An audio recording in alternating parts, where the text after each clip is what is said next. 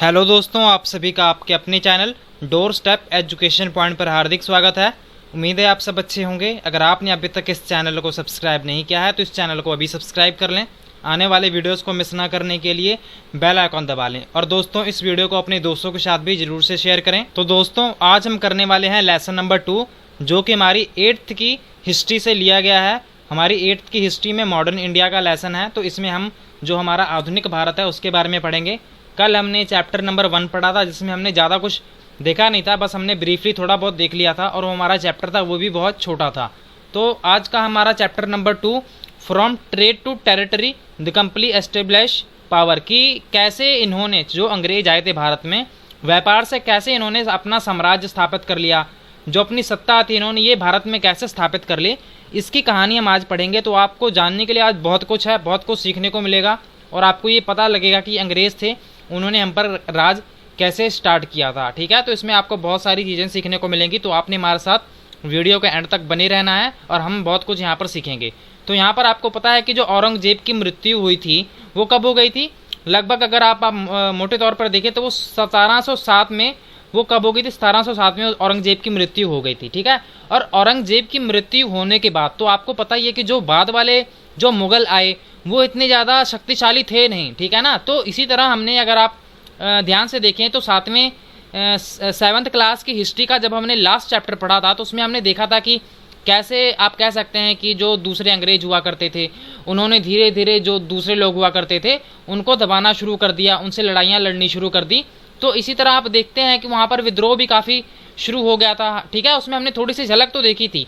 तो इसमें क्या हुआ कि औरंगजेब की मृत्यु के बाद 1707 में आप देखते हैं कि यहाँ पर जो बहुत सारे जो सूबेदार हुआ करते थे, क्योंकि उस टाइम पर आप देखते हैं कि जो बहुत सारे आपको सूबेदार देखने को मिलते हैं, ठीक है, जिनको प्रांत दिए गए थे, वेस्ट बंगाल, जैसे बंगाल हुआ करता था, अवध हुआ करता था, या फिर हैदराबाद हुआ करता था, तो इस तरह उनको गवर्नर के रूप में वहाँ पर रखा गया था। तो वो क्या करते थे, वो वहाँ पर रह के धीरे धीरे खुद को स्वतंत्र घोषित करते गए। ठीक है ना, मतलब ये कि वो अपने आप को उन्होंने स्वतंत्र घोषित कर दिया। उन्होंने कहा कि हम भाई अब मुगलों के अंडर में हम काम नहीं करने वाले। और धीरे धीरे आपको बहुत सारे राज्यों में ऐसे और भी बहुत सारे लोग मिलेंगे जो जिन्होंने खुद को स्वतंत्र घोषित कर दिया, अपनी शक्तियों का प्रदर्शन करना शुरू कर दिया। तो इसी के कारण हमें यहाँ पर बहुत सारे बदलाव देखने को मिलते हैं। ठीक है, और यहाँ पर अगर 8वीं शताब्दी की बात करें तो यहाँ पर आपको बहुत सारे जो पॉलिटिकल बदलाव हैं वो देखने को मिले। तो अगर आप देखेंगे तो लगभग 1600 में, ठीक है ना, लगभग 1600 में जो अंग्रेज़ थे उन्होंने भारत में आना शुरू कर दिया था। पर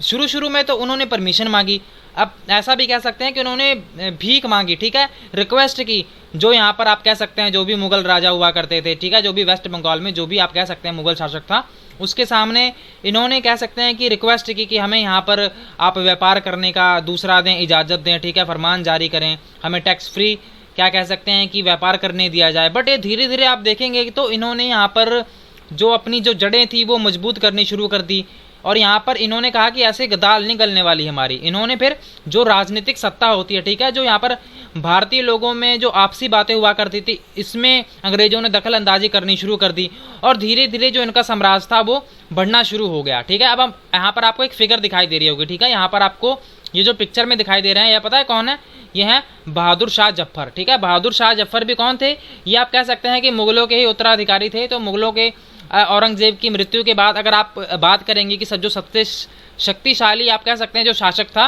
वो कह सकते हैं कि ये बहादुर शाह जफर ही हुआ करता था। मतलब ये था उस टाइम पर ये काफ़ी बूढ़ा, ठीक है, काफ़ी बूढ़ा होने के बाद भी यहाँ पर प्राकृतिक तौर पर इसे मान लिया गया कि हाँ भी आप, जब 1857 का विद्रोह हुआ था, ठीक है, 1857 का जब विद्रोह हुआ था, तो इसमें ये मान लिया गया कि आप हमारा भी नेतृत्व करें। ठीक है, तो उसके बारे में भी हम चैप्टर नंबर 4 या 5 में बड़े डिटेल में उसके बारे में भी पढ़ेंगे। तो पहले हम इसको कर लेते हैं।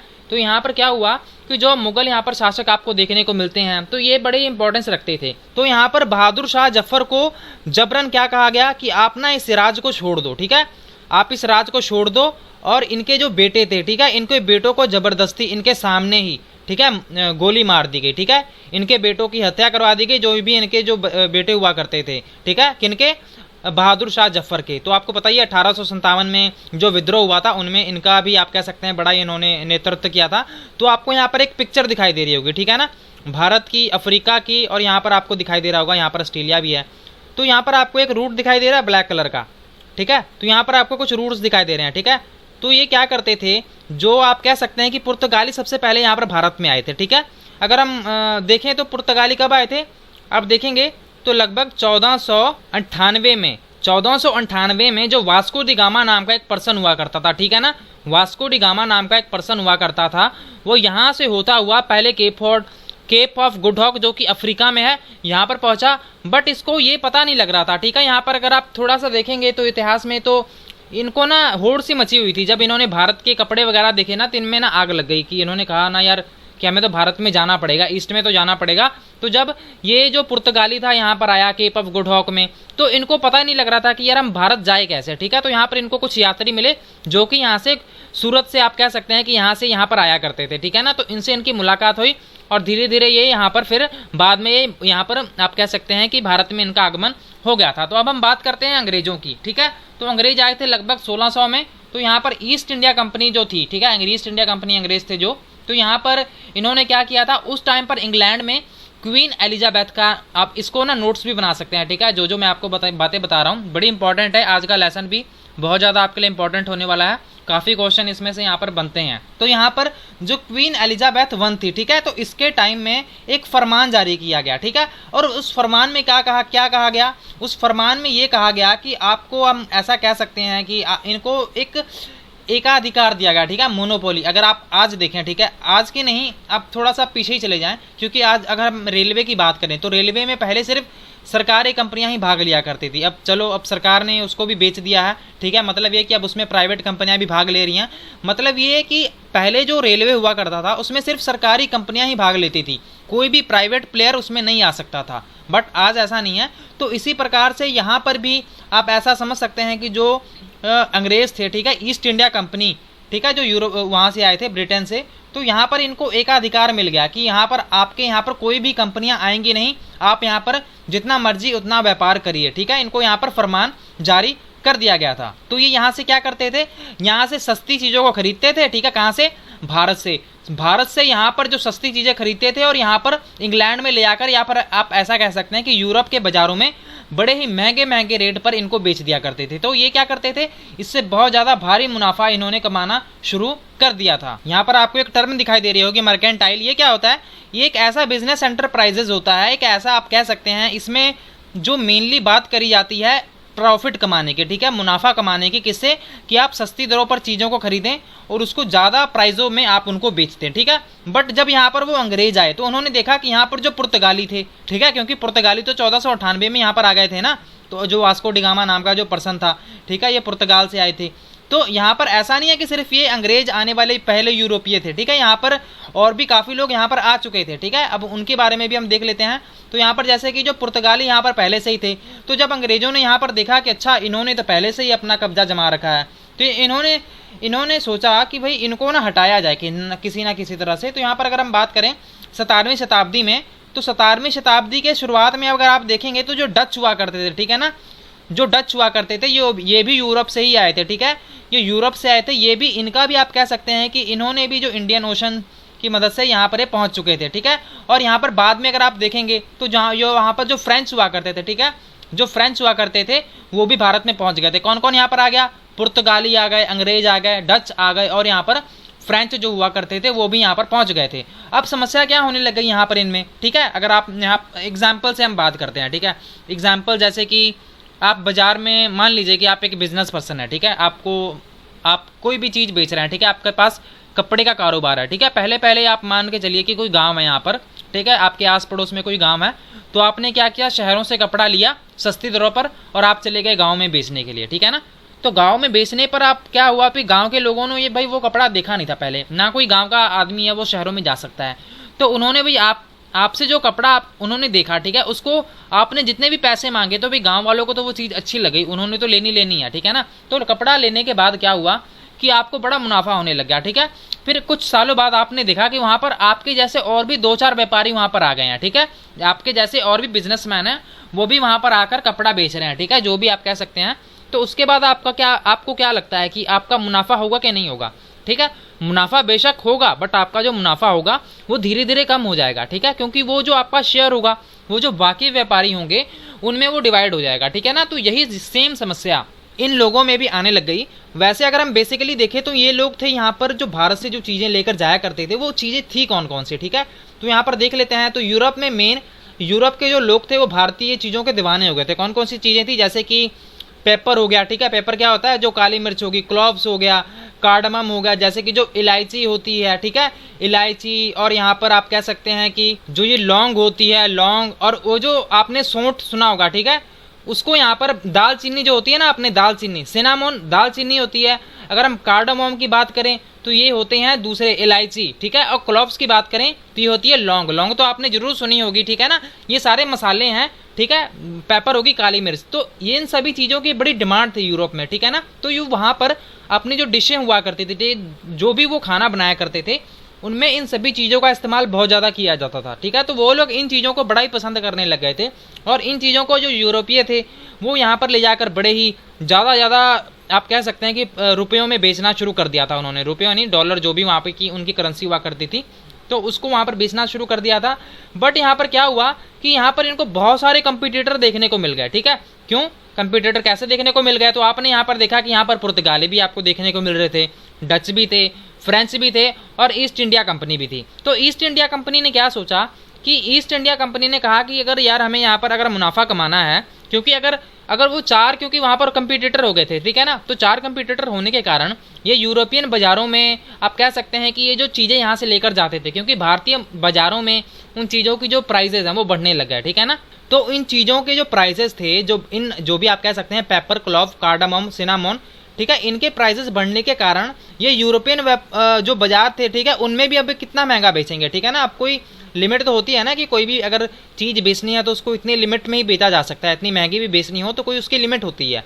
तो इसके कारण अब इनका जो मुनाफा था वो बिल्कुल ना के बराबर होने लग गया। तो ये इन्होंने सोचा, जो ब्रिटिशर्स थे, इन्होंने सोचा कि यार ना हम इनको ना ख़त्म कर देते हैं, ठीक है, अगर हमने यहाँ पर व्यापार करना है। क्योंकि ये तो यूरोप से आप कह सकते हैं कि जो ब्रिटेन था, ये तो वहाँ से एकाधिकार लेकर आए थे, फरमान लेकर आए थे कि हमारे अलावा यहाँ पर कोई और यहाँ पर व्यापार कर नहीं सकता।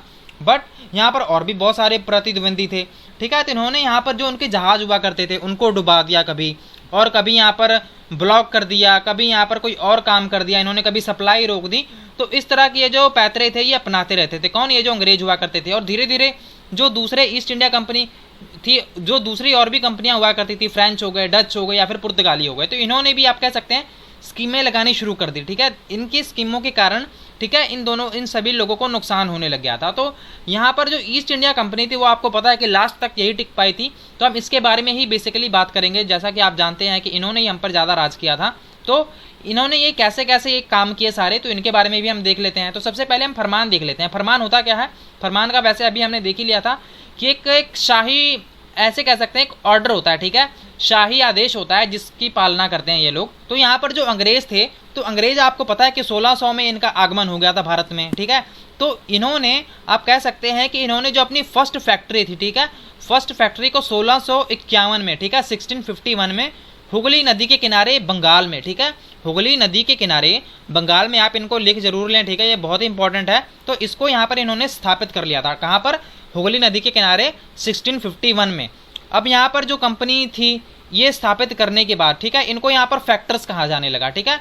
यहाँ पर ही एक वेयर हाउस होते हैं ना, जो गोदाम वगैरह होते हैं, वो भी आपको यहाँ पर बहुत ज़्यादा देखने को मिलते हैं। तो यहाँ पर जो भी सामान आता था यहाँ पर इनको स्टोर करके रख दिया जाता था। तो जो भी यहाँ पर ऑफिसेज आपको देखने को मिलते हैं, यहाँ पर जो भी आप कह सकते हैं कि जो भी अफसर हुआ करते थे यहाँ के, ठीक है, जो अंग्रेजों के अफसर हुआ करते थे, उन्होंने यहाँ पर बैठना शुरू कर दिया था। अब यहाँ पर क्या हुआ कि जो व्यापार था वो धीरे धीरे बढ़ना शुरू हो गया, ठीक है, जो व्यापार था वो धीरे धीरे बढ़ना शुरू हो गया। और यहाँ पर आप अगर देखेंगे तो जो कंपनी के जो व्यापारी हुआ करते थे, ठीक है, जो भी सौदागर हुआ करते थे, तो उन्होंने यहाँ पर अपनी फैक्ट्रीज थी उसको यहाँ पर स्थापित कर लिया था, ठीक है। अब इसको स्थापित करने के बाद अगर आप देखेंगे 1696 में, 1696 में, तो यहाँ पर इन्होंने एक किलेबंदी होती है। किलेबंदी आपको पता है कि नहीं पता है क्या होती है? किलेबंदी को हमने ऑलरेडी डिस्कस किया हुआ है, ठीक है, जब हमने 6th और 7th की हिस्ट्री पढ़ी थी कि जो भी इनकी बिल्डिंग हुआ करती थी, इनके चारों तरफ किलेबंदी कर दी जाती थी, ठीक है ना, कि इनके आसपास कोई हमला ना करे, ठीक है, शक्तिशाली बना दिया जाता था कि अगर कोई हमला करेगा तो उन पे हम अच्छी तरह से हमला कर सकते हैं। तो ये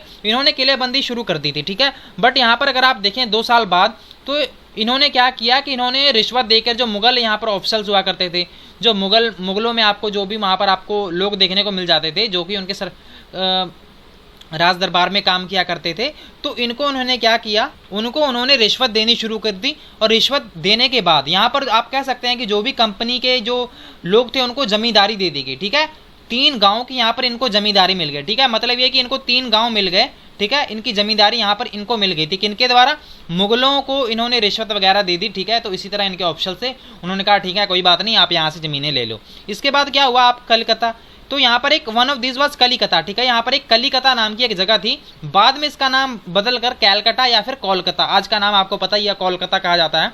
तो पहले ये कैलिकटा हुआ करता था। तो यहाँ पर इनको परमिशन दे दी गई थी। और यहाँ पर अगर आप देखेंगे तो यहाँ पर औरंगजेब जो हुआ करता था, इसने भी आप कह सकते हैं कि एक फरमान जारी किया था कि जो कंपनी थी यहाँ पर वो ड्यूटी फ्री, आप कह सकते हैं कि उनको टैक्स नहीं देना पड़ेगा, वो यहाँ पर व्यापार कर सकती थी। ठीक है ना, तो इन्होंने फिर ऐसे हथकंडे अपनाकर यहाँ पर जो अंग्रेज हुआ करते थे उन्होंने यहाँ पर व्यापार करने की परमिशन ले ली थी। यहाँ पर आपको एक पिक्चर दिखाई दे रही होगी, यहाँ पर लिखा हुआ है local boats bring goods from ships in Madras painted by William Simpson. ठीक है, 1867 का ये पिक्चर है। यहाँ पर जो विलियम सिम्पसन नाम का एक पर्सन हुआ करता था उसके द्वारा ये पिक्चर बनाया गया है। तो ये आप देख सकते हैं कि शिप्स इन मद्रास की ये जगह है।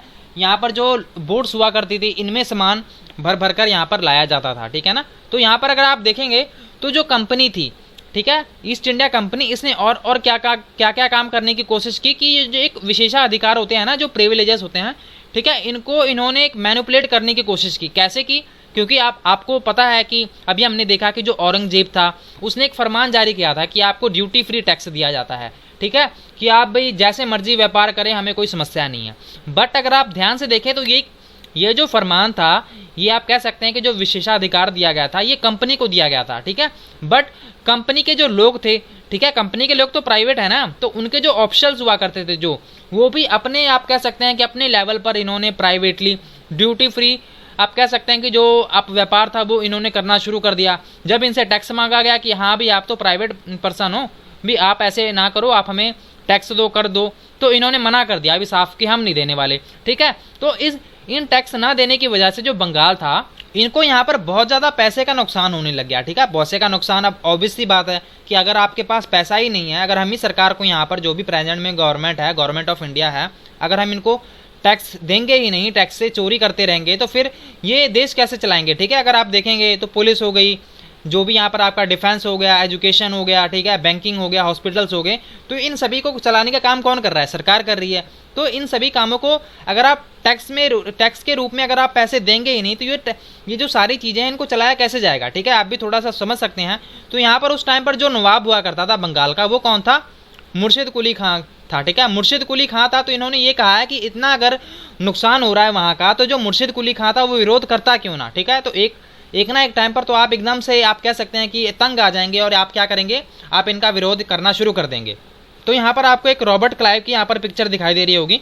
तो यहाँ पर हम देख लेते हैं कि how trade leads to battles, कि ये जो व्यापार थे, इनसे लड़ाइयाँ, आप कह सकते हैं जो युद्ध थे, ठीक है, जो जंगें थी, वो कैसे शुरू हो गई। ठीक है, तो उनको भी हम देख लेते हैं। तो यहाँ पर अगर हम 18वीं शताब्दी की बात करें तो यहाँ पर जो मतभेद पैदा थे किनके बीच में, जो यहाँ पर कंपनी हुआ करती थी और यहाँ पर आप कह सकते हैं कि जो बंगाल के जो नवाब हुआ करते थे, उनके बीच में मतभेद कैसे पैदा होने लग गए थे, उनको भी हम देख लेते हैं। कि जब औरंगजेब की यहाँ पर मृत्यु हो गई थी, ठीक है, औरंगजेब की यहाँ पर मृत्यु होने के बाद तो जो यहाँ पर बंगाल के नवाब थे, इन्होंने क्या कह दिया कि भाई यहाँ पर हमारी ऑटोनॉमी है, हम यहाँ पर राज करते हैं। ठीक है, उस टाइम पर आपको पता ही है कि जो मुर्शिद कुली खां हुआ करता था, ठीक है, मुर्शिद कुली खां के बाद आप कह सकते हैं कि अली वर्दी खां आया, अली वर्दी खां के बाद यहाँ पर आया सिराजुद्दौला। ठीक है, आप इनको सीरियल वाइज लिख भी सकते हैं, मुर्शिद कुली खां आया पहले, फिर उसके बाद अली वर्दी खान आया, फिर उसके बाद सिराजुद्दौला आया। ठीक है, ये सभी बंगाल के नवाब बने।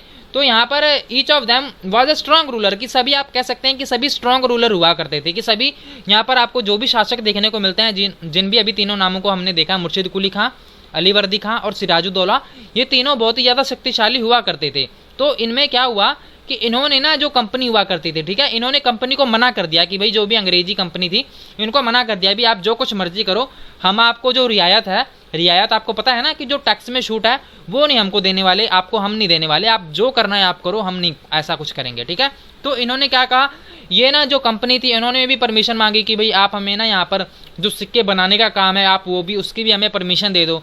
तो इन्होंने उनको भी मना कर दिया कि भाई आप कुछ करो, हम यहाँ पर आपको ये परमिशन देने वाले नहीं है। ठीक है, इसके बाद क्या हुआ, इसके बाद हुआ कि जो कंपनी को बड़ा गुस्सा आने लग गया। अब कंपनी ने क्या किया, कंपनी ने कह दिया कि भाई ये जो बंगाल की जो सरकार है ना, ये हमें यहाँ पर, तो यहाँ पर जो कंपनी के जो आप कह सकते हैं कि जो यहाँ पर ऑफिशियल से ठीक है ईस्ट इंडिया कंपनी के जो लोग थे, उन्होंने कहना शुरू कर दिया कि नहीं नहीं आप तो ऐसी बेफालतू की मांगे मांग रहे हैं, ठीक है। और यहाँ पर अगर आप देखेंगे तो यहाँ पर जो नवाब थे वो मांग क्या रहे थे, ठीक है, वो कह रहे थे कि भाई आप टैक्स पे करो, आप टैक्स देना नहीं चाह रहे हो, आप ऐसे मनमानी कर रहे हो, ठीक है, आप ऐसे कैसे मना कर सकते हो हम नवाबों को, ठीक है, कि आप पहले तो यहाँ पर परमिशन लेकर आए कि हाँ भी हम व्यापार कर सकते हैं कि नहीं, अब आप मुझे टैक्स देने से ही मना कर रहे हो, ठीक है। तो ये कौन सी बात हुई। तो इस तरह से जो था ये किया करते थे, ठीक है। तो यहाँ पर अंग्रेज़ों ने फिर यहाँ पर जवाब दिया कि नहीं, आपकी जो मांगे हैं वो बेफालतू की मांगे हैं, हम यहाँ पर व्यापार ऐसे ड्यूटी फ्री, जब तक हम टैक्स नहीं करेंगे, जब तक हम ड्यूटी फ्री, आप अगर टैक्स हमें परमिशन आप देंगे नहीं हमें व्यापार करने की, तो हम यहाँ पर आप कह सकते हैं डेवलपमेंट कैसे करेंगे, विकास हम कैसे करेंगे। ये अंग्रेज़ों का कहना था, ठीक है, किनको, जो भी यहाँ पर आप कह सकते हैं जो मुगलों के यहाँ पर जो भी वेस्ट बंगाल के जो भी नवाब हुआ करते थे, तो इनको यहाँ पर इन्होंने कहना शुरू कर दिया। बट यहाँ पर क्या हुआ, जैसे जैसे इन लोगों का आप कह सकते हैं, ठीक है, अंग्रेज़ों का जो व्यापार था वो बढ़ना शुरू हुआ, तो इन्होंने आप कह सकते हैं कि जो गांव थे उनको खरीदना शुरू कर दिया, यहाँ पर किलेबंदी उसकी करनी शुरू कर दी, ठीक है ना। तो यहाँ पर जो मुगल थे यहाँ पर जो भी बंगाल के नवाब थे, उनको गुस्सा आने लग गया, ठीक है। तो यहाँ पर एक प्लासी का युद्ध हुआ था। तो प्लासी का युद्ध कैसे हुआ था, क्यों हुआ था, इसके बारे में भी हम देख लेते हैं। तो इससे पहले हम देख लेते हैं कि जो पपेट का मतलब क्या होता है, ठीक है। आपने कठपुतली बड़ी बार सुना होगा कि कठपुतली होता क्या है। अगर आप ध्यान से देखेंगे तो ये जो राजस्थान में आप मेनली जो पपेट शो होते हैं वो दिखाए जाते हैं, ठीक है। उसमें धागों की मदद से जो कठपुतलियाँ होती हैं ना, उनको अलग अलग तरीके से आप कह सकते हैं कि कुछ मूव्स करवाए जाते हैं, ठीक है, और लोग उनको देखकर उनका आनंद लेते हैं। तो इसी तरह यहाँ पर एक वैसे खिलौना होता है, बट ये टर्म यूज़ की जाती है जब कोई पर्सन, ठीक है, किसी और के कंट्रोल में हो, ठीक है ना। तो यहाँ पर जैसे कि जो आप देखेंगे कि यहाँ पर बहुत सारे जो शासक थे, ठीक है, तो वो शासक थे, उनको कंट्रोल किया जा रहा था किनके द्वारा, अंग्रेजों के द्वारा। तो अंग्रेज अपनी मनमानी के काम इनसे करवाया करते थे, इसीलिए इनको पपेट आप कह सकते हैं कि पपेट राजा कहा जाता था, ठीक है। बैटल ऑफ प्लासी से, आप बैटल ऑफ प्लासी को पढ़ने से पहले हम देख लेते हैं प्लासी का मतलब क्या होता है, ठीक है। तो प्लासी नाम का एक यहाँ पर एक फूल हुआ करता था रेड कलर का, जो कि बहुत ही आप कह सकते हैं कि ब्यूटीफुल फ्लावर, प्रेटी फ्लावर हुआ करता था। और इससे आप देखते होंगे जो होली के जो कलर होते हैं ना, गुलाल, ठीक है, गुलाल आपने सुना होगा, तो मेनली इसी से बनाए जाते हैं, ठीक है। आधे से ज़्यादा लोगों को ये पता ही नहीं है कि प्लासी का युद्ध इसको कहा क्यों जाता है, ठीक है ना। तो यहाँ पर प्लासी एक फूल का नाम है। तो प्लासी ये प्लाश हुआ करता था, ठीक है। वैसे तो ये प्लाश हुआ करता था, बट जो अंग्रेज थे उनको आपको पता है कि बोलने की आदत थोड़ी सी अलग ही हुआ करती थी। वो नवाब को भी नवाब कहा करते थे, ठीक है ना। तो नवाब कहा करते थे, इसी तरह उन्होंने प्लाश को इन्होंने प्लास कहा करते थे, ठीक है। तो इसलिए इसको प्लासी का युद्ध कहते हैं हम, ठीक है। तो ये बैटल ऑफ प्लासी हुई थी, आपने इसको याद रख लेना है, ठीक है। ये कब हुई थी इसको भी हम देखते हैं। तो सबसे पहले हम ये देखते हैं कि जो अली वर्दी खां था, ठीक है, अली वर्दी खां हमने यहाँ पर देखा था ना, ठीक है। मुर्शिद कुली खां के बाद आया था अली वर्दी खां, अली वर्दी खां के बाद आया था सिराजुद्दौला, ठीक है ना। तो यहाँ पर अगर आप देखेंगे तो अली वर्दी खां की मृत्यु हो गई थी 1756 में, 1756 में अली वर्दी खां की मृत्यु होगी। और यहाँ पर जो सिराजुद्दौला था वो यहाँ पर आया और वो नवाब बन गया बंगाल का, ठीक है। अब कंपनी को बड़ी परेशानी होने लग गई, क्यों, क्योंकि ये यहाँ पर बहुत ही ज़्यादा शक्तिशाली था। अब ये अंग्रेज़ क्या चाहते थे, अंग्रेज चाहते थे कि हमें कोई पपेट राजा मिल जाए, ठीक है, जो कि हमारे इशारों पर काम करे, कठपुतली राजा मिल जाए जो हमारे इशारों पर काम करे और हमें आप कह सकते हैं कि हमें कंसेशन दे, रियायतें दे, किस पे, अगर हम यहाँ पर व्यापार करना चाहें तो हमें यहाँ पर जो मर्जी हम करना चाहें ये हमें उसकी इजाज़त दे दे, ठीक है ना। तो ये एक बात रही। तो यहाँ पर और क्या हुआ, तो यहाँ पर जो अंग्रेज हुआ करते थे उन्होंने धीरे धीरे आप कह सकते हैं कि जो भारतीय यहाँ पर जो बंगाल के जो नवाब हुआ करते थे इनके कामों में हस्तक्षेप करना शुरू कर दिया। मतलब ये कि इनके कामों में इन्होंने इंटरफेयर करना शुरू कर दिया। इनकी जो पॉलिटिक्स हुआ करती थी, जो राजनीति हुआ करती थी, इनकी पावर्स में इन्होंने हस्तक्षेप करना शुरू कर दिया था। ऑब्वियस ही बात है, अगर हम यहाँ पर भारत में रह रहे हैं तो यहाँ पर यूएस या चाइना कौन होता है हमारे देश के बीच में बोलने वाला, कि हमारी सरकारें फैसला ले रही हैं, ठीक है। तो हमारी सरकारों को आप कह सकते हैं कि एज अ डेमोक्रेसी में लोगों ने चुना है, ठीक है। वो बात अलग है कि उस टाइम पर राजतंत्र हुआ करता था, बट फिर दूसरों को कोई हक नहीं है, ठीक है। तो यहाँ पर आप कह सकते हैं जो सिराजुद्दौला था उसने भी यहाँ पर उन्होंने कहा, ठीक है, कि भाई आप कौन होते हो यहाँ पर मेरी भाई यहाँ पे बातों में बोलने वाले, कि आप ऐसे कैसे बोल सकते हो, आप ये जो किलेबंदी कर रहे हो ना, अंग्रेजों को इन्होंने कहा, किसने, सिराजुद्दौला ने, कि भाई आप जो यहाँ पर किलेबंदी कर रहे हो ना इसको यहाँ पर रोको और हमें जो पैसे हैं वो देना शुरू करो, ठीक है। कौन से पैसे, जो यहाँ पर टैक्स के रूप में जो पैसे दिए जाते हैं ना, उन्होंने कहा कि भाई आप हमें पैसे देने शुरू करो, ठीक है। फिर ये सारी बातें होने के बाद, ठीक है, जो भी ये आप कह सकते हैं नेगोशिएशन क्या होती हैं, जो आप मोल भाव नहीं करते कि हाँ भी अगर आप सब्जी लेने जाते हो कि हाँ भी नहीं मैं ये 20 रुपीज़ किलो की सब्जी है, अभी मैं नहीं दूंगा, मैं तो 15 दूंगा, ठीक है, या फिर दूंगी, ठीक है। इस प्रकार से ये नेगोशिएशन जो भी यहाँ पर हो रही थी कि भाई आपको देना पड़ेगा, ये अंग्रेज़ कहते थे हम नहीं देंगे। तो ये क्या हुआ कि जो यहाँ पर सिराजुद्दौला था, इसने क्या किया कि इसने 30,000 की जो फौज थी, ठीक है, 30,000 की फौज को यहाँ पर इसने उठाया, लेकर गया यहाँ पर अंग्रेज़ों के खिलाफ। यहाँ पर एक कासिम बाजार, ठीक है, कासिम बाजार नाम का एक बाजार हुआ करता था। इन्होंने यहाँ पर जो भी आप कह सकते हैं कि जो कंपनी के जो ऑफिसर्स हुआ करते थे, कंपनी के जो ईस्ट इंडिया कंपनी के जो भी अधिकारी थे, यहाँ पर जो भी यहाँ पर गोदाम थे, ठीक है, यहाँ पर इसने ना सभी पर हमला बोल दिया, सभी को बंदी बना लिया यहाँ पर। और इसने क्या किया कि यहाँ पर जो कलकत्ता में एक फोर्ट हुआ करता था, ठीक है, उस पर भी यहाँ पर हमला करने के लिए यहाँ पर वो चला गया, ठीक है, कौन, सिराजुद्दौला। बट क्या हुआ यहाँ पर कि जब ये बात किसको पता लगी, रॉबर्ट क्लाइव को, ठीक है, रॉबर्ट क्लाइव भी वहाँ का अधिकारी हुआ करता था, किसका, ईस्ट इंडिया कंपनी का। तो जब ये बात इसको पता लगी कि भाई ये जो सिराजुद्दौला है वो तो भाई हमला करने यहाँ पर आ रहा है, ठीक है, कलकत्ता में, तो इसने क्या किया, इसने जो अपनी फोर्स थी ना वहाँ की, जितने भी यहाँ पर उसके जो भी यहाँ पर उसकी सेना में जो भी लोग थे, इसको यहाँ पर इसने मद्रास से, ठीक है, in Madras official in Madras sent forces under command of Robert Clive, कि इसने यहाँ पर जो भी इसकी टुकड़ियाँ थी इसको इसने वहाँ पर भेज दिया। इसके बाद क्या हुआ, prolong negotiation with Nawab followed. फिर यहाँ पर थोड़ी सी नेगोशिएशन हुई और 1757 में, ठीक है, यहाँ पर क्या हुआ, Robert Clive led the company army against Sirajuddaula of Plassey. इसका मतलब ये कि यहाँ पर एक इसकी हार हो गई, ठीक है, आप किसकी हार हो गई, सिराजुद्दौला की। इसका मेन कारण क्या था, इसका मेन कारण मैं आपको बता देता हूँ कि यहाँ पर आप देखेंगे कि मीर जाफर नाम का एक पर्सन हुआ करता था, ठीक है। आप ऐसा भी समझ सकते हैं कि जो मीर जाफर जो था ना, जो आप सेना कमांडर कह सकते हैं, जो सेना की जो कमान थी वो मीर जाफर के हाथ में थी, ठीक है। तो इन्होंने, अंग्रेज़ों ने क्या किया, अंग्रेज़ों ने कहा यार एक ऐसा बंदा ढूंढो जो हमारे राज्य में ना एक ऐसा पर्सन हो कि जो ना कठपुतली राजा के तरह ये हमारा एक शासन चलाए, ठीक है, वेस्ट बंगाल का नवाब हम इसे बना देंगे। तो मीर जाफर को आप ऐसा कह सकते हैं कि लालच दिया गया कि भाई तुम ऐसा करो, तुम ना वहाँ पर हथियार जो भी लड़ाइयाँ होंगी आप ना वहाँ पर लड़ाई मत करना, ठीक है, आप बस अपने हथियार नीचे गिरा देना और हम आपको यहाँ पर आपको शासक बना देंगे, ठीक है, बंगाल का, ठीक है, बंगाल का आपको नवाब बना देंगे। तो इसके कारण क्या हुआ, जो सिराजुद्दौला था वहाँ पर उसकी हार हो गई, उसकी हत्या कर दी गई और यहाँ पर मीर जाफर को क्या बना दिया गया, मीर जाफर को भी वादा कर दिया गया कि हाँ भी तुम्हें नवाब बना दिया जाएगा और इसको यहाँ पर नवाब बना दिया गया, ठीक है ना। तो इस तरह से जो अंग्रेज़ थे, अंग्रेज़ों की ये प्लासी पर, ठीक है, अंग्रेज़ों की ये प्लासी पर ये पहली जीत थी, आप इसको ऐसा कह सकते हैं। और ये प्लासी का युद्ध कब हुआ था, 1757 में, 1557 में, ठीक है ना, सॉरी 1757 में हुआ था ये युद्ध, 1757 में, ठीक है, 1757 में ये युद्ध था। ये किन के बीच में हुआ था, ये अंग्रेज और सिराजुद्दौला के बीच में हुआ था। और यहाँ पर जो मीर जाफर था इसी के कारण जो सिराजुद्दौला था उसकी यहाँ पर हार हो गई थी और सिराजुद्दौला था उसकी यहाँ पर हत्या कर दी गई थी, ठीक है।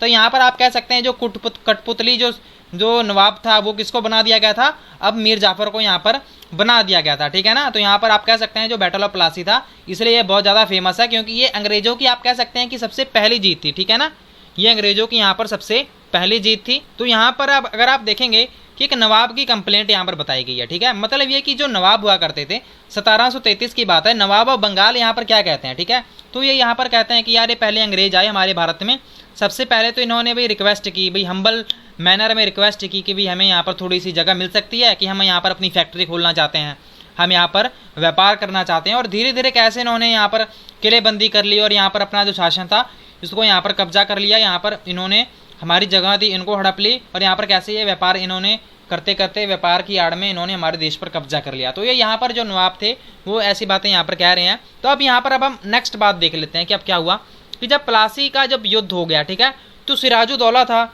इसको क्या कर दिया गया, सिराजुद्दौला की यहाँ पर आप कह सकते हैं कि हत्या कर दी गई। अब जो मीर जाफर था, ठीक है, मीर जाफर को यहाँ पर नवाब बना दिया गया।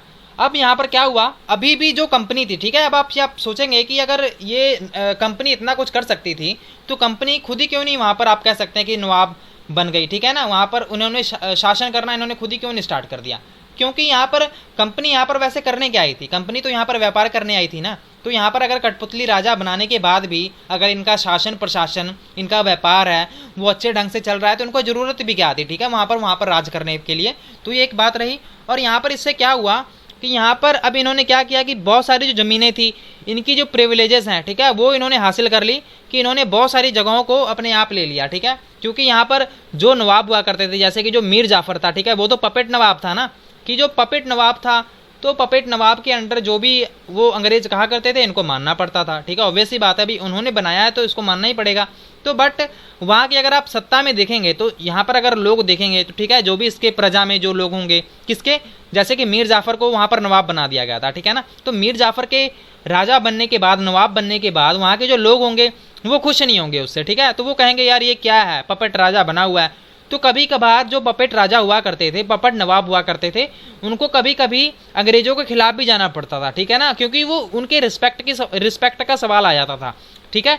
इसके कारण फिर कंपनी अब क्या कर सकती थी, तो कंपनी ने क्या किया, मीर जाफ़र इनके खिलाफ ना विद्रोह करने वाला था, तो मीर जाफ़र को इन्होंने हटाकर इसने मीर कासिम को यहाँ पर क्या बना दिया, नवाब बना दिया, ठीक है।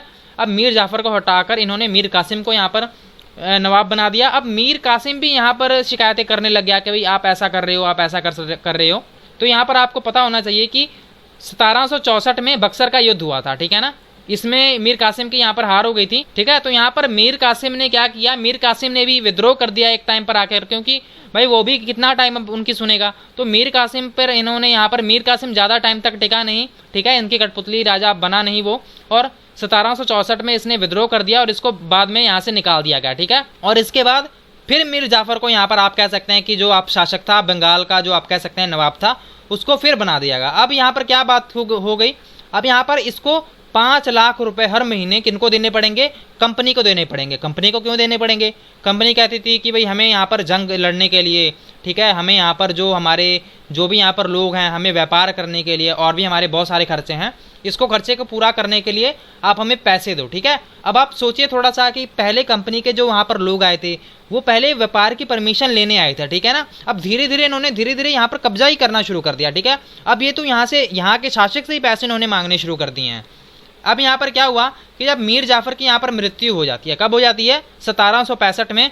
अब यहाँ पर कंपनी ने क्या किया, अब कंपनी का मूड चेंज हो गया। अब इन्होंने क्या कहा कि यार अब हम ना इसको, इन बातों को छोड़ो, अब यहाँ पर जो पपेट नवाब है ना, इनको हम, जो कठपुतली नवाब हैं, इनको हम नहीं करेंगे, अब यहाँ पर हम ना खुद ही राज करेंगे, ठीक है। अब तो जो रॉबर्ट क्लाइव था, उसने क्या कर दिया, उसने कहा कि क्या किया कि भाई खुद को नवाब घोषित कर दिया, ठीक है। और 1765 में जो यहाँ पर मुगल साम्राज्य था, तो यहाँ पर 1765 में जब यहाँ पर जो मुगल यहाँ पर आप कह सकते हैं शासक था, उन्होंने आप कह सकते हैं जो दीवान होता है, ठीक है, जो बंगाल का जो आप कह सकते हैं दीवान होता है, वो कंपनी के हाथों में सौंप दिया, ठीक है, पूरा बंगाली इनको हाथों में दे दिया।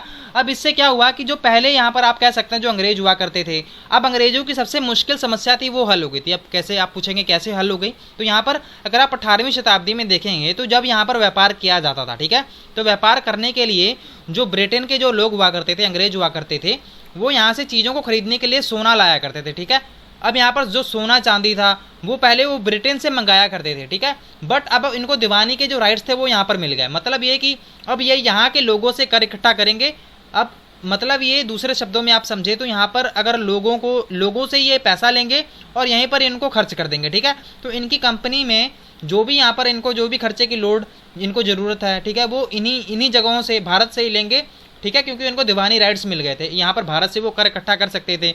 तो इनको अब ज़रूरत नहीं थी, किसकी ज़रूरत नहीं थी कि इनको अब गोल्ड कॉइन जो भी यहाँ पर होते थे, जो भी सोने के सिक्के होते थे, वो अब इनको ब्रिटेन से लाने की ज़रूरत नहीं थी, क्योंकि इनका भारत में ही काम चलना शुरू हो गया था। और इन्हीं पैसों का वो जो इस्तेमाल था उन्होंने किस कामों में करना शुरू कर दिया, जो भी यहाँ से कपड़े होते थे या जो भी आप कह सकते हैं जो कॉटन होती थी, ठीक है, वो इनका इसको कंपनी को मेंटेन करने के लिए जो भी यहाँ पर इनको पैसे की ज़रूरत थी वो इनको यहाँ पर उसका इस्तेमाल करना शुरू कर दिया था। अब यहाँ पर अपन देखते हैं कंपनी ऑफिसर्स बिकम नवाब्स, ठीक है। अभी मैंने ऊपर डिस्कस किया था ना कि जो कंपनी के लोग हुआ करते थे वो नवाब क्यों कहा करते थे, क्योंकि उनकी थोड़ी सी हिंदी कह सकते हैं कि थोड़ी सी अलग हुआ करती थी, तो वो जो हिंदी के शब्द हुआ करते थे उसको थोड़ा सा अलग वे में ही बोला करते थे, ठीक है। जैसे कि प्लाश हुआ करता था, उसको प्लासी इन्होंने कहना शुरू कर दिया था, ठीक है। तो इसी तरह यहाँ ये नवाब बन गए थे, ठीक है। अब नवाब बनने के बाद क्या हुआ, इन्होंने नवाबों की तरह ज़िंदगी यहाँ पर जीनी शुरू कर दी थी। अब यहाँ पर बैटल ऑफ प्लासी हो गया था, ठीक है। बैटल ऑफ प्लासी होने के बाद जो रॉबर्ट क्लाइव था, ठीक है, इसने खुद को भी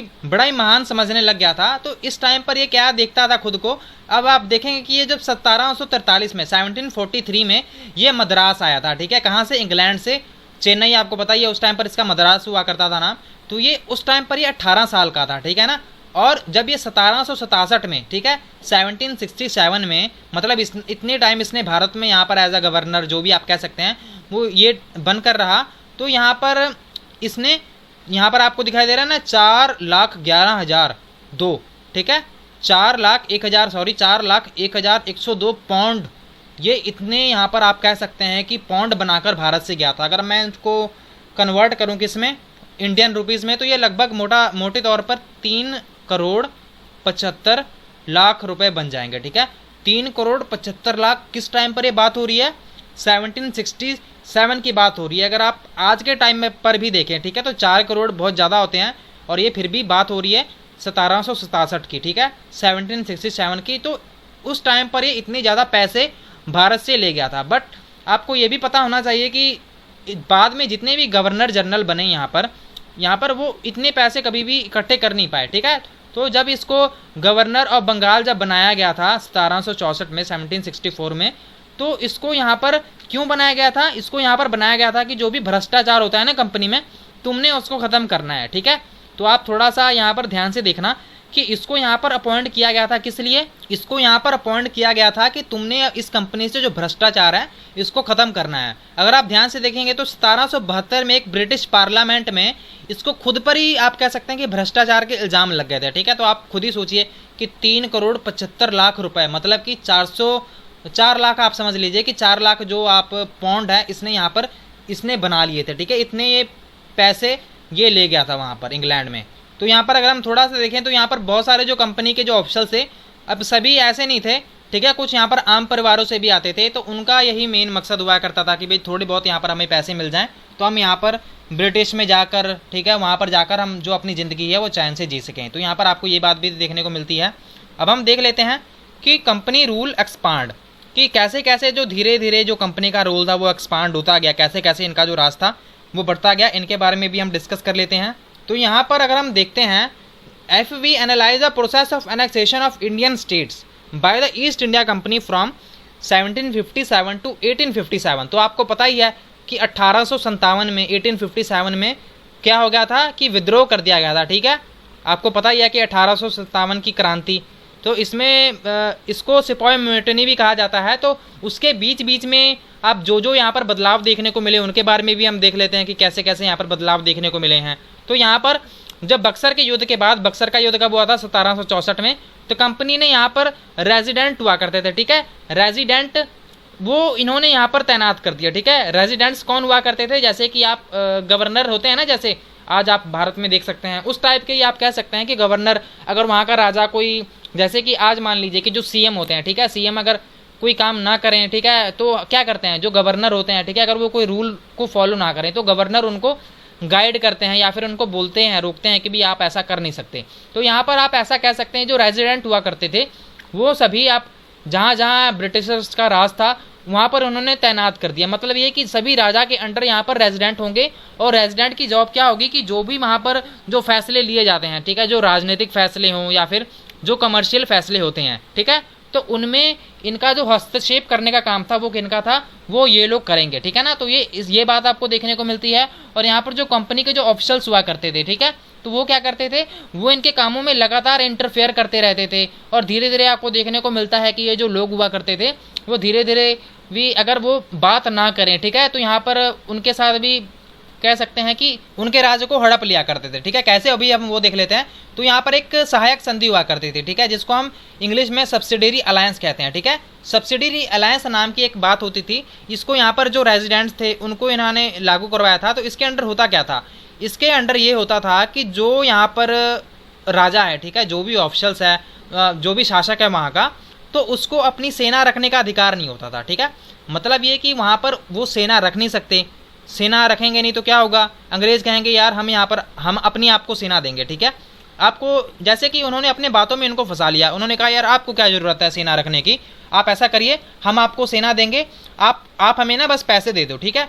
तो आपको थोड़ा समझ आ रहा है कि अगर वो सेना उनकी है नहीं, ठीक है, तो सेना तो कभी भी राजा को जो राजगद्दी है उसको हड़प सकती है, कभी भी कुछ भी कर सकती है, ठीक है। तो मतलब ये है कि जो वहाँ पर जो राजा हुआ करते थे, ठीक है, अब उनके पास वो शक्तियाँ रह नहीं गई थी, क्योंकि कंपनी ने सारी सत्ता अपने हाथ में ले ली थी, क्योंकि कंपनी सारा कुछ कंट्रोल कर रही थी। सब्सिडरी अलायंस के कारण यहाँ पर वो सेना रख नहीं सकते थे। अब उस सेना के रखने के लिए भी उनको पैसे देने पड़ेंगे, ठीक है। जो भी यहाँ पर सेना होगी उसको रखने के लिए भी अब वो अंग्रेजों को उनको पैसे देने पड़ेंगे। अगर वो पैसे नहीं दे पाएंगे तो इनकी जो ज़मीनें होंगी उन सभी ज़मीनों को वो क्या करेंगे, इन सभी ज़मीनों को वो हड़प लेंगे, ठीक है ना। हड़प लेंगे मतलब कि अपने राज में एनेक्स यहाँ पर कर लेंगे, ठीक है ना। आप बात समझ रहे होंगे उम्मीद है।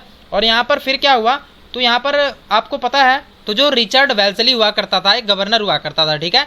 रिचर्ड वेल्सली नाम का एक गवर्नर हुआ करता था जिसका शासन 1798 से 1805 में था। तो ये जब नवाब बना था, ठीक है, अवध का, तो इसने क्या किया था, इसने नवाब ऑफ अवध के फोर्स किया कि ठीक है कि अब आप अपनी हाफ ऑफ टेरिटरी आप क्या करो, आप मुझे दे दो, ठीक है। तो आप ऐसा समझ सकते हैं कि उस टाइम पर शायद उसको वो पैसे दे नहीं पाया होगा, ठीक है। जो भी वहाँ पर इस सब्सिडी अलायंस के अंडर जो भी पैसे बनते होंगे, ठीक है, सेना के, वो दे नहीं पाया होगा। तो इससे इसने क्या कर लिया था, इसकी आधी टेरिटरी को अपने कब्जे में ले लिया था, ठीक है। कब, 1801 में, ठीक है। क्योंकि यहाँ पर पे टू सब्सिडी फोर्सेस की जो भी वहाँ पर जो सब्सिडी फोर्सेस हुआ करती थी उनको वो पैसे दे नहीं पाया, जिसके कारण इसको इनके राज्यों में मिला लिया गया था। मतलब ये कि अंग्रेजों ने वो सत्ता अपने हाथ में ले ली थी। तो यहाँ पर एक और बात कही हुई है कि जो यहाँ पर जो रेजिडेंट हुआ करते थे, वैसे तो हम ऑलरेडी डिस्कस कर ही चुके हैं। तो इसमें जेम्स मिल का नाम का एक पर्सन है, वो इकोनॉमिस्ट था, वो या फिर पॉलिटिकल फिलोसफर भी था स्कॉटलैंड का। तो वो ये बताता है कि जो रेजिडेंट हुआ करता था, जब भी अंग्रेजों को कोई समस्या आया करती थी ना, कि उनको मैनेज करने में कि यहाँ पर भाई कोई समस्या आ रही है, तो वो ये रेजिडेंट की ही मदद लिया करते थे, ठीक। क्योंकि रेजिडेंट की सब्सिडी अलायंस के कारण जो सेना होती थी वो तो उनके अंडर होती नहीं थी, जो भी यहाँ के शासक हुआ करते थे।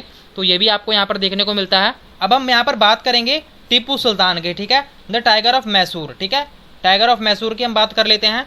तो यहाँ पर क्या हुआ था कि यहाँ पर जो कंपनी होती थी, ठीक है, सबसे पहले तो वो देखती थी कि यहाँ भी थोड़े बहुत हटकंडे होते थे वो अपनाए जाए, ठीक है, कूटनीति अपनाई जाए, ठीक है। अगर इनसे भी उनकी बात ना बने, ठीक है, अगर कोई देखते थे कि हाँ भी यहाँ पर कोई टीपू सुल्तान या फिर हैदर अली जैसा कोई पर्सन है, ठीक है, जो कि इनके रास्ते में कांटा बन रहा है, तो इनको ये हत्या करवा देते थे या फिर उनसे ट्रीटी साइन करवा लेते थे। तो ये अंग्रेजों की आदत ही थी कि पहले तो इनसे लड़ाई करो, फिर बाद में माफ़ी मांग कर ट्रीटी साइन करो, और बाद में क्या करो, फिर मौका देकर फिर से हमला कर दो, ठीक है। तो ये बात अंग्रेजों की शुरू से ही थी, वो ऐसा ही करते थे। तो यहाँ पर आप देखते हैं कि जो मैसूर का यहाँ पर जो राजा हुआ करता था, जो भी यहाँ का शासक हुआ करता था, वो कौन था, हैदर अली था। ये टीपू सुल्तान का आप कह सकते हैं कि पिता हुआ करता था, फादर हुआ करता था। ये इसने राज कब तक किया था, 1761 से लेकर 1782 तक, 1761 टू 1782 इसने यहाँ पर इतने टाइम तक राज किया था। और इसका एक फेमस बेटा था, कौन था, टीपू सुल्तान, जिसने राज किया था 1782 से लेकर 1799 तक, ठीक है। तो यहाँ पर इनके बीच भी और अंग्रेजों के बीच भी बहुत ज़्यादा युद्ध हुआ था, तो उनके बारे में भी हम डिस्कस करेंगे। तो यहाँ पर जो मैसूर था, तो ये यहाँ पर ना व्यापार हुआ करता था, ठीक है, मालाबार कोस्ट के पास जो मालाबार तट था। तो यहाँ पर जो कंपनी था, ठीक है, जो कंपनी हुआ करती थी, वो यहाँ से आप कह सकते हैं जो काली मिर्च हुआ करती थी, या फिर और भी जो बहुत सारी जो चीज़ें हुआ करती थी, जैसे कि जो इलायची हो गई, तो ये यहाँ पर उसका व्यापार हुआ करता था। तो टीपू सुल्तान ने क्या किया, 1785 में टीपू सुल्तान ने ये जो व्यापार हुआ करता था, ठीक है, जो भी सैंडलवुड होती है ना, जो चंदन की लकड़ियाँ, काली मिर्च और जो भी इलायची होती है, तो इसने कहा अभी भाई आप यहाँ पर व्यापार नहीं कर सकते, ठीक है, इसको रोक दिया इसने। वहाँ पर जो भी व्यापारी हुआ करते थे लोकल, ठीक है, तो इसने जो खुद के व्यापारी हुआ करते थे, जो इसके यहाँ के व्यापारी हुआ करते थे, इसने यहाँ पर कह दिया कि भाई तुम भी ना इन अंग्रेजों के साथ व्यापार करना बंद करो। और ये जो टीपू सुल्तान था वो थोड़ा सा दिमाग वाला था, इसने और क्या किया, इसने ना क्लोज रिलेशनशिप जो होते हैं, ठीक है, किसके साथ, जो फ्रेंच भी अब वहाँ पर थे ना, फ्रेंच आपको पता ही होगा कि फ्रेंच भी वहाँ पर आप पहुँच ही गए थे। तो इसने फ्रेंच की मदद से जो अपनी आर्मी थी, ठीक है, उसको मॉडर्नाइज कर दिया था, ठीक है, आधुनिक तौर पर आप कह सकते हैं कि जो भी इसकी जो सेना थी उसको थोड़ा सा एडवांस यहाँ पर बना लिया था, ठीक है ना। तो यहाँ पर आप फिगर 9 में देख रहे हैं ना, फिगर 9 में क्या दिखाया जा रहा है, जो भी यहाँ पर आपको पिक्चर दिखाई जा रही है, तो ये कौन है, ये टीपू सुल्तान है। तो टीपू सुल्तान के यहाँ पर 2 बेटे दिखाई दे रहे होंगे आपको, ठीक है ना। तो इसको यहाँ पर क्या कर दिया गया था, यहाँ पर अंग्रेजों ने इनको अपने कब्जे में ले लिया था, दोनों बेटों को। तो यहाँ पर क्या किया गया था, तो यहाँ पर दिखाई भी दे रहा होगा आपको कि जब हैदर अली और टीपू सुल्तान को यहाँ पर बहुत सारी जंगों में हरा दिया गया, इसके बाद 1792 में 1792 में इन्होंने हमला किया और मराठास पर। मराठाओं और निजाम ऑफ हैदराबाद के हमलों के बाद ठीक है, कंपनी के हमलों के बाद जो टीपू था उसको ना एक संधि करनी पड़ी थी अंग्रेजों के साथ, ठीक है। तो इसमें यहाँ पर क्या हुआ था, इसके जो दो बेटे थे इसको भी इन्होंने कब्जे में ले लिया था, ठीक है। जो ब्रिटिश अधिकारी यहाँ पर आपको पेंटिंग में दिखाई दे रहे होंगे, ठीक है। तो ये यहाँ पर ऐसी पिक्चर बनवाते हुए, ठीक है, ब्रिटिशर्स बहुत खुश हुआ करते थे कि हाँ भी ये बहुत ही हमने महानता वाला काम किया है, तो ये भी आपको पता होना चाहिए। तो यहाँ पर आप देखेंगे कि जो ब्रिटिश वर फ्यूरियस, कि वो बहुत ही ज़्यादा गुस्से में थे, किनको लेकर, कि वो बहुत ही ज़्यादा आप कह सकते हैं कि थोड़े से भयभीत भी कह सकते हैं कि इसको लेकर, हैदर और टीपू को लेकर, कि उनको ये पता लग गया था कि जो ये हैदर अली हैं, ठीक है, या फिर टीपू सुल्तान है, ये बड़े ही एम्बिशियस, कि ये ना प्रतिभाशाली, आप कह सकते हैं बड़े गुस्से वाले, बड़े ही खतरनाक शासक हैं, ठीक है। अगर हमने इनको कंट्रोल नहीं किया, इनको नहीं मारा, तो ना ये हम पर भी कब्जा कर लेंगे, ये हमें यहाँ पर जीने नहीं देंगे, ठीक है। तो यहाँ पर जो 4 युद्ध थे, ठीक है, वो लड़े गए थे। आप इसको भी थोड़ा सा जरूर से देख लें। एक सा 1767 टू लेकर 1769 तक ये पहला युद्ध लड़ा गया था, और दूसरा युद्ध लड़ा गया था 1782 1784, तीसरा युद्ध 1790 टू 1792, ये फिर जो थर्ड युद्ध था, फोर्थ युद्ध था, ये 1799 में लड़ा गया था। और जो लास्ट वाला युद्ध जो लड़ा गया था श्रीरंगपट्टनम में लड़ा गया था। कहाँ पर? श्रीरंगपट्टनम में ये लड़ा गया था, जिसमें टीपू सुल्तान की यहाँ पर आप कह सकते हैं मृत्यु हो गई थी, और यहाँ पर जो मैसूर था, ठीक है, वो भी अब अंग्रेजों के कब्जे में यहाँ पर आ गया था, ठीक है।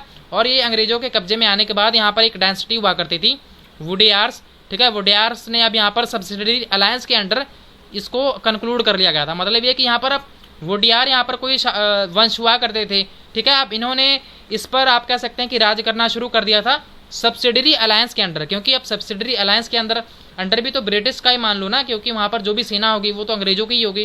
तो एक बात रही, यहाँ पर आपको एक पिक्चर भी दिखाई दे रही होगी, टीपू टॉयस टाइगर। तो यहाँ पर एक पिक्चर में दिखाई दे रहा है। तो यहाँ पर जो एक टाइगर है, ठीक है, टाइगर क्या कर रहा है, मॉलिंग अ यूरोपियन सोल्जर, कि जो एक यूरोप का एक सैनिक है, इसके ऊपर ये जो टाइगर है वो चढ़ा हुआ है, और यहाँ पर ये दिखाया हुआ है कि कैसे उस जो इसमें ना एक थोड़ा सा मशीन वगैरह भी लगी हुई थी, ठीक है। इसमें इस तरह से इस टॉय को बनाया गया था कि ये टॉय ना आवाज़ भी किया करता था, ठीक है ना। तो ये अभी भी आप कह सकते हैं कि टीपू की मृत्यु के बाद इसको विक्टोरिया एंड अल्बर्ट म्यूजियम के लंदन में, ठीक है, अल्बर्ट म्यूजियम है लंदन का, वहाँ पर इसको ले गया था, ठीक है। ये खिलौना अभी भी वहाँ पर आपको देखने को मिल जाएगा।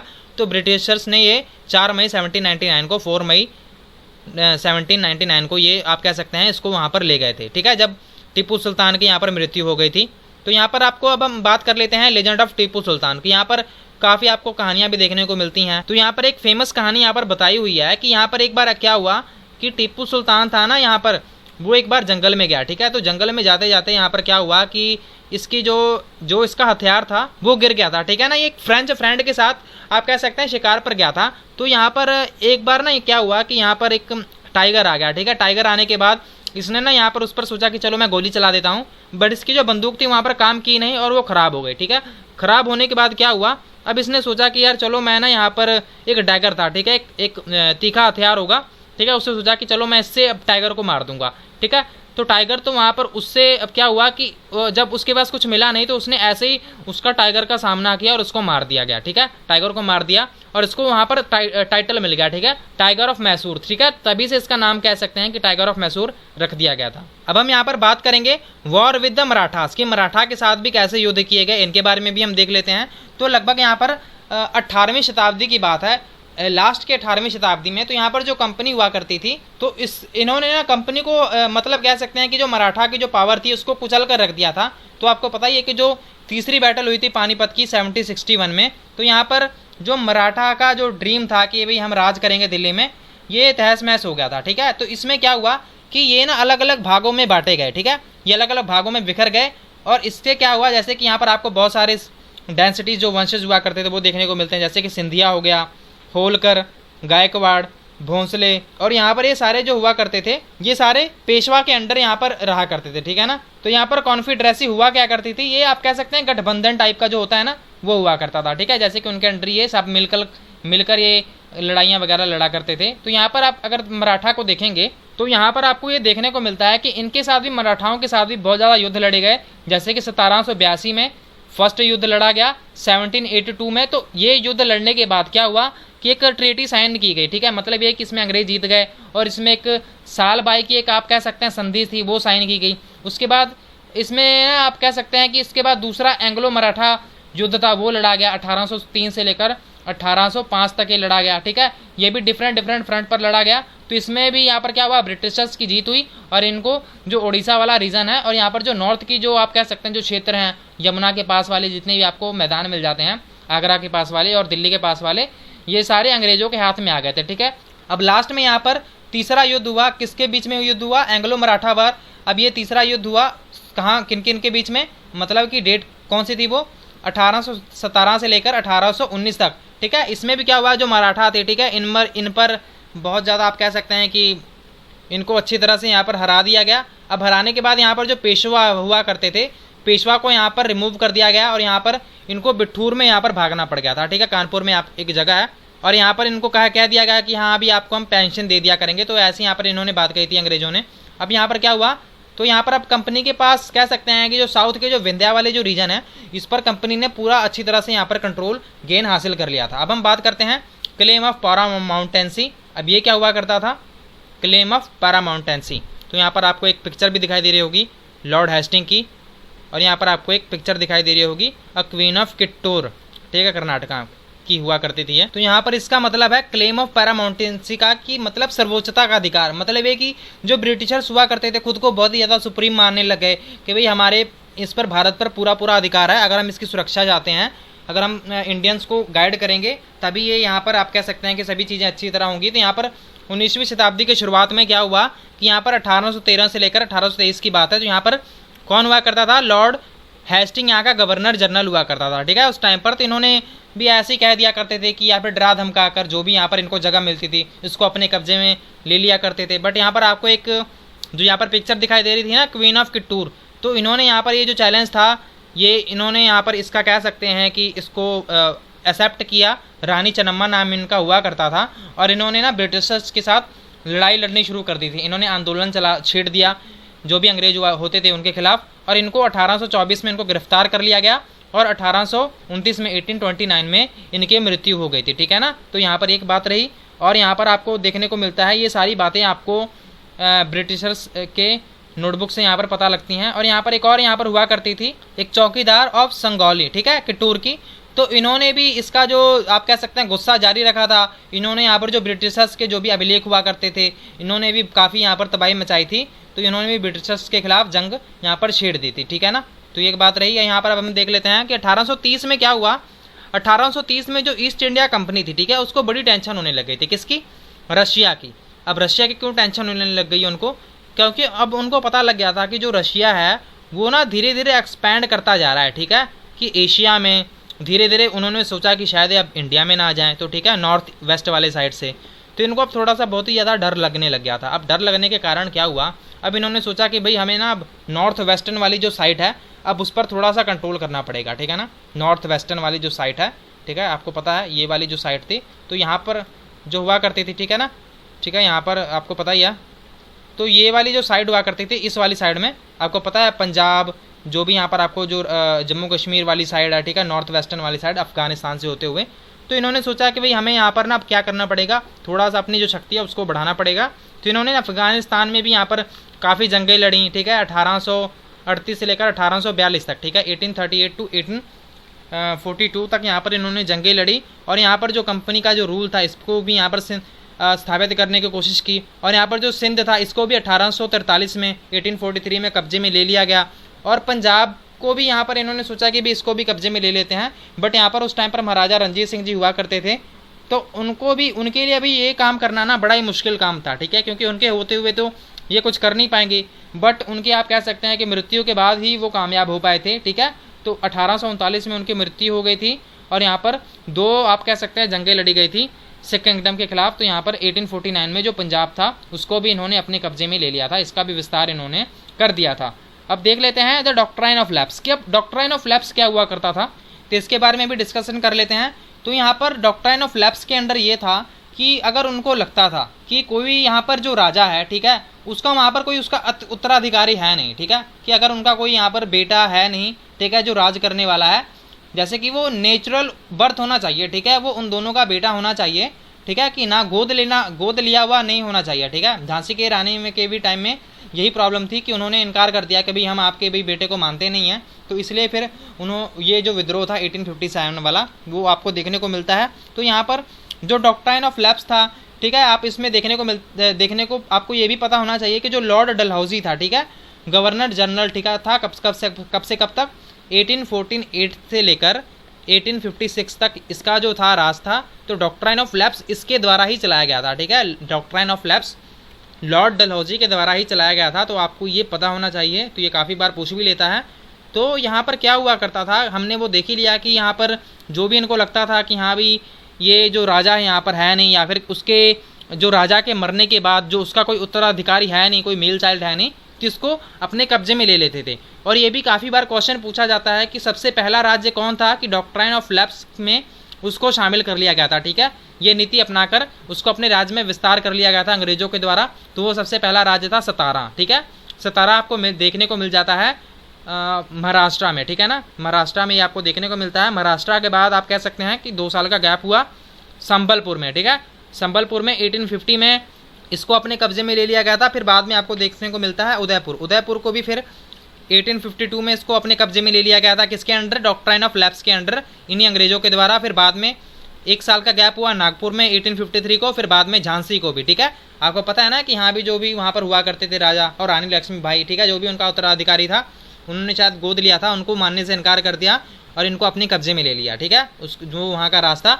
और बाद में लास्ट में इन्होंने 1856 में जो अवध नाम का एक राज्य हुआ करता था इसको भी अपने कब्जे में यहाँ पर ले लिया था, ठीक है। तो यहाँ पर क्या कहते थे कि ये भाई कहते थे कि भाई आप लोग यहाँ पर अच्छी तरह से राज कर नहीं पाओगे, इसलिए हम इसको अपने कब्जे में ले रहे हैं कि हम इसको अच्छे ढंग से यहाँ पर रूल कर पाएंगे।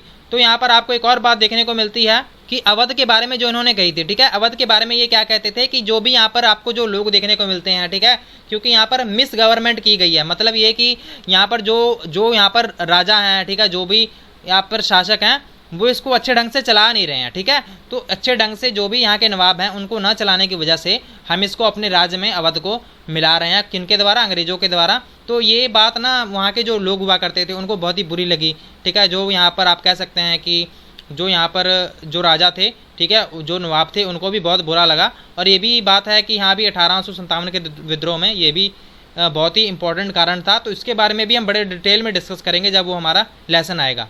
तो यहाँ पर आप देख सकते हैं सबसे पहली इमेज ये 1797 की है, 1797 की ये इमेज है। तो आपको ये जो येलो वाला पार्ट आपको दिखाई दे रहा है ना, जो येलो वाला आपको पार्ट दिखाई दे रहा है, ये अंग्रेजों के अंडर में है, ठीक है ना, अंग्रेजों के ये वाला अंडर में है।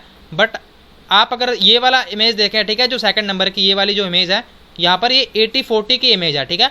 8040 में आपको जो येलो वाला पार्ट है, जो ब्रिटिशर्स का जो पार्ट है, ठीक है, मतलब यहाँ की ये जो ब्रिटिशर्स थे वो यहाँ पर कब्जा किए बैठे थे, तो ये यहाँ पर काफ़ी बढ़ गया है, यहाँ पर काफ़ी बढ़ गया है, ठीक है ना। अब यहाँ पर अगर आप तीसरी इमेज देखें, कितने टाइम की है ये है 1857 की, मतलब जब विद्रोह हो गया था, ठीक है। तो उस टाइम की इमेज में आपको यहाँ पर जो येलोइश पार्ट है, जो ब्रिटिशर्स का जो पार्ट आपको दिखाई दे रहा होगा, वो बहुत ही ज़्यादा दिखाई दे रहा है, ठीक है। तो हमने ऊपर काफ़ी जो वॉर थी डिस्कस कर ली हैं, ठीक है। तो ये सारा धीरे धीरे इन्होंने यहाँ पर कब्जा कर लिया था। अब हम यहाँ पर देख लेते हैं सेटिंग अप न्यू एडमिनिस्ट्रेशन, कि नए प्रशासन को इन्होंने कैसे सेट किया।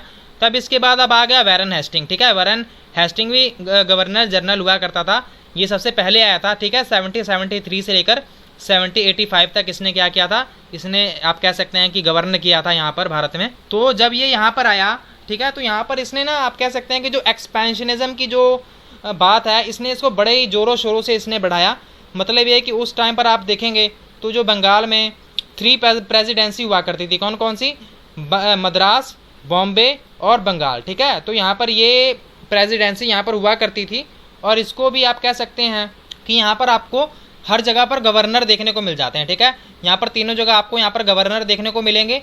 बट यहाँ पर जो सुप्रीम हेड हुआ करता था, सबसे ऊपर वाला, ठीक है, वो कौन हुआ करता था, गवर्नर जनरल हुआ करता था, ठीक है। जो उस टाइम पर आपको पता ही है कि जो वॉरेन हेस्टिंग था वो था, ठीक है, वो फर्स्ट गवर्नर जनरल भी था। आपको ये भी आप इसको लिख भी सकते हैं कि जो फर्स्ट गवर्नर जनरल था वो कौन था, वो वॉरेन हेस्टिंग था, ठीक है। इसने बहुत सारे आप कह सकते हैं कि जो प्रशासनिक रिफॉर्म्स होते हैं वो इसने यहाँ पर आपको देखने को मिलते हैं इसके टाइम में।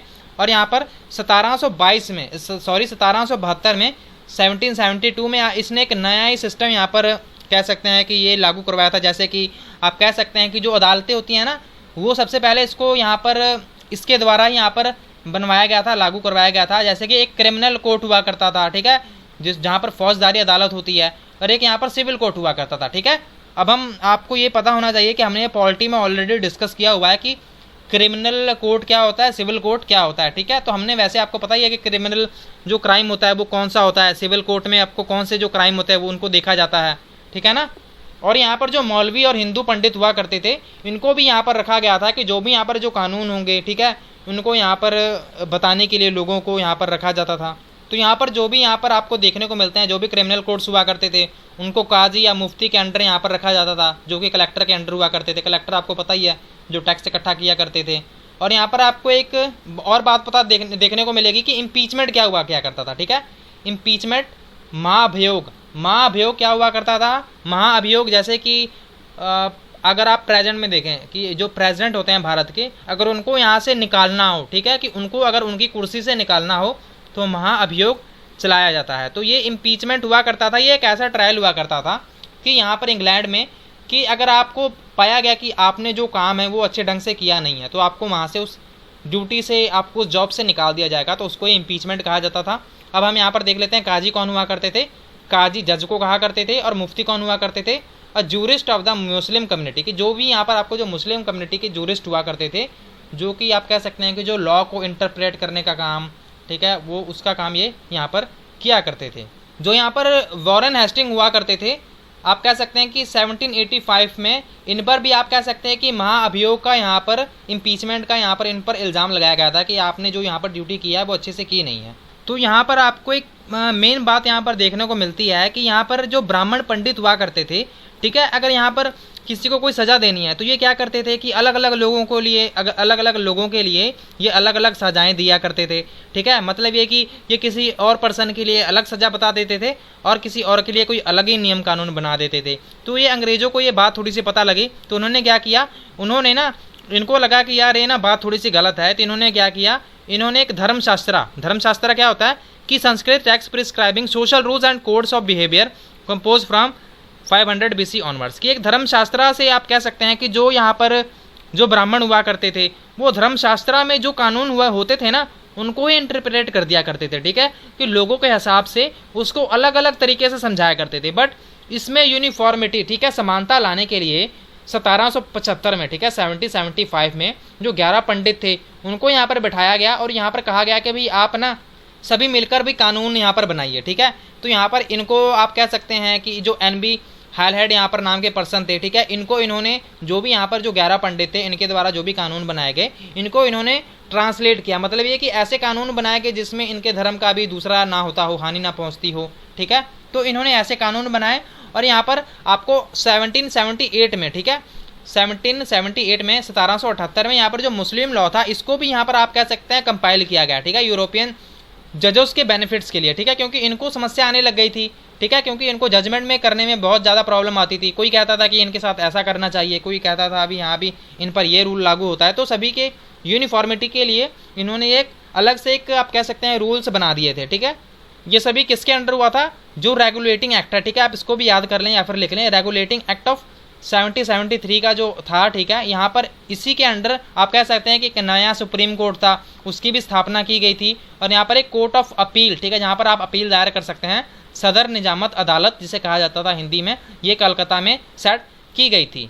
तो यहाँ पर आपको ये भी बातें देखने को पता चलती हैं। और यहाँ पर आपको पता ही है कि यहाँ पर जो कलेक्टर हुआ करते थे उनका काम यहाँ पर क्या हुआ करता था कि यहाँ पर आपको ये जो काम था इनका कि जो टैक्स कलेक्शन का काम हुआ करता था, टैक्स कलेक्शन के साथ साथ ही इनका जो लॉ एंड ऑर्डर है ना, जो भी यहाँ पर जो कानून हुआ करता था इनको भी ये थोड़ा सा संभालने का काम किया करते थे, या फिर जो भी वहाँ कर जज हुआ करते थे उनकी भी हेल्प वगैरह ये किया करते थे। अब हम यहाँ पर बात कर लेते हैं कंपनी आर्मी की, ठीक है। कंपनी यहाँ पर आर्मी कैसे रखा करती थी, कैसे मेंटेन करा करती थी, तो इनके बारे में भी डिस्कस कर लेते हैं। तो यहाँ पर आपको इनकी कंपनी के में आपको सभी प्रकार के पैदल सोल्जर्स, ठीक है, जिनकी तीरंदाजी अच्छी हुआ करती थी, तो ये सभी यहाँ पर आप कह सकते हैं कि ये अपनी सेना में लिया करते थे।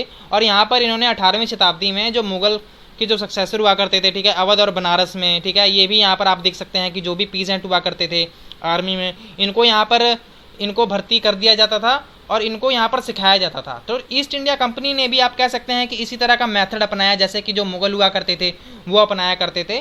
तो इन्होंने भी यहाँ पर आर्मी को आप कह सकते हैं लोगों को यहाँ से उठाया ठीक है, जो भारतीय लोग थे, इनको यहाँ पर आप कह सकते हैं सिपाही का दर्जा दिया और इनको अपनी आर्मी में यहाँ पर भर्ती देनी यहाँ पर शुरू कर दी थी। और यहाँ पर इन्होंने आप देखते हैं कि यहाँ पर जो लड़ाइयाँ लड़ी जाती थी, इसमें भी इन्होंने 1820 की जो यहाँ पर लड़ाइयाँ वगैरह लड़ी जाती थी, इसमें भी यहाँ पर जो कंपनी होती थी, इन्होंने आप कह सकते हैं कि जो मस्कट हुआ करती थी, मस्कट एक प्रकार की बंदूक यहाँ पर गन हुआ करती थी, इसका यहाँ पर यूज़ किया जाने लगा था। और यहाँ पर जो एक मैचलॉक नाम की एक और यहाँ पर बंदूक हुआ करती थी, ठीक है, गन हुआ करती थी, जिसको आप कह सकते हैं जो गन पाउडर होता है ना, जो बारूद होता है, उसको जलाकर यहाँ पर इसको चलाया जाता था।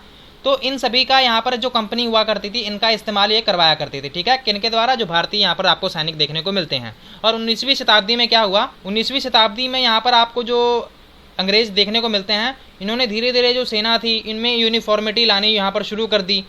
तो यहाँ पर क्या हुआ था, तो ये सारी जो बातें थी, ठीक है, ये कैसे अचानक इनके दिमाग में आ गई। तो इन्होंने जब मैसूर में जब इन्होंने युद्ध लड़ा था, ठीक है, तो इनको यहाँ पर ये लड़कर यहाँ पर पता लग गया था कि भाई हमें जो फोर्स है वो तो बढ़ानी पड़ेगी, ठीक है। तो इसी के कारण इन्हें आप कह सकते हैं कि इन्होंने जो अपनी सेना थी इनको यहाँ पर बढ़ाना शुरू कर दिया था। बट यहाँ पर आप देखेंगे तो थोड़ी सी आपको वेरिएशन भी देखने को मिल जाती है कि जो सिपाही थे वो अच्छा फील नहीं करते थे, क्योंकि उनके साथ जो बिहेवियर था वो अच्छा नहीं किया जाता था। कई बार उनको धार्मिक जो उनको आप क्या कह सकते हैं कि जो सेंटिमेंट्स थे उनको हर्ट करवाने वाली बातें कही जाती थी। तो यहाँ पर इनके बारे में भी हम चैप्टर 5 में बड़े डिटेल में पढ़ेंगे। तो आज का हमारा चैप्टर ये अभी तो सेकंड चैप्टर था, तो अभी हम यहाँ पर अब कंक्लूजन देख लेते हैं, ठीक है। तो यहाँ पर हमने क्या पढ़ा, तो यहाँ पर अगर आप देखेंगे तो ये जो ईस्ट इंडिया कंपनी थी, तो कैसे वो यहाँ पर व्यापार करने आई थी और धीरे धीरे इन्होंने जो कॉलोनियल आप कह सकते हैं कि धीरे धीरे इन्होंने हमारे देश पर कब्जा करना शुरू कर दिया। और यहाँ पर इनको कितना यहाँ पर टाइम लगा यहाँ पर, ठीक है, अगर यहाँ पर आप देखेंगे तो यहाँ पर लगभग इनको 6 से 8 महीने लग जाया करते थे यूरोप से भारत पहुँचने में। बट यहाँ पर जो स्टीम कह सकते हैं ना, जो स्टीम वाले जो जहाज़ होते हैं, ठीक है, जो इंजन वाले जो जहाज़ होते हैं, उसका आविष्कार होने के बाद अब जो ब्रिटिशर्स थे इनको सिर्फ 3 हफ्ते ही लगा करते थे यहाँ पर भारत पहुँचने में। और यहाँ पर देखेंगे कि 1857 में अगर आप यहाँ पर देखेंगे तो लगभग 63%, ठीक है, 63% जो यहाँ पर ज़मीनें थी उस पर कब्जा कर लिया गया था और 78% जो यहाँ पर लोग थे उन पर अंग्रेज़ों ने यहाँ पर कब्जा कर लिया था। तो ये आपको ये सारी बातें यहाँ पर देखने को मिलती हैं।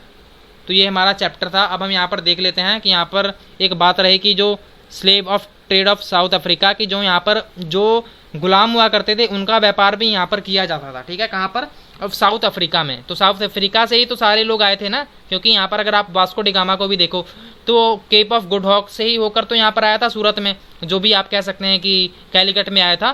तो यहाँ पर अगर आप देखते हैं तो 1834 में यहाँ पर देखा गया था कि जो डच की जो शिप्स थी वो यहाँ पर रुकी थी 17वीं शताब्दी में। तो यहाँ पर इन्होंने देखा कि यहाँ पर जो गुलाम होते हैं ना उनके यहाँ पर बाजार लगे हुए थे, ठीक है, 1834 की बात है। और यहाँ पर 36,774 आपको देखने को मिलेंगे कि जो यहाँ पर गुलाम थे उनकी खरीदारी यहाँ पर की जा रही थी।